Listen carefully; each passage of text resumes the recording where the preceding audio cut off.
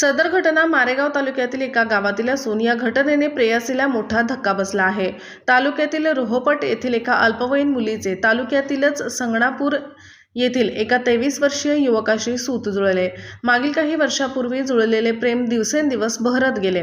भेटीगाठी वाढल्या। अशातच 8 नोव्हेंबर 2022 आरोपीने या अल्पवयीन मुलीला घरी बोलावून 16 नोव्हेंबर 2022 ला घराचा वास्तू आहे त्या दिवशीच आपण दोघे लग्न लावू असे सांगून सतत 8 दिवस लैंगिक अत्याचार केला व त्यानंतरही लग्नाचे आमिष देऊन वारंवार लैंगिक शोषण करीत होता आणि याची कुठेही वाच्यता केल्यास जीवे मारण्याची धमकी देत होता। अशातच गावातील ग्रामसेवक आणि आशा वर्कर यांनी 18 वर्षे पूर्ण झाल्याशिवाय तुम्हाला लग्न लावता येत नाही असे सांगितले।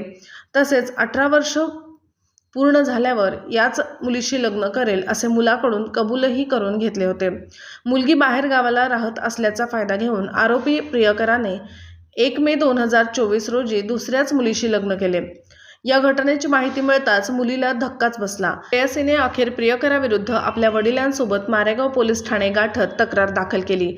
सदर प्रकरणी मारेगाव पोलिसांनी आरोपी प्रियकराविरुद्ध कलम 376(2)(N) 506 बाललैंगिक अत्याचारापासून संरक्षण कलम 3(A)(4)(5)(I)(6) नुसार गुन्हा दाखल केला आहे।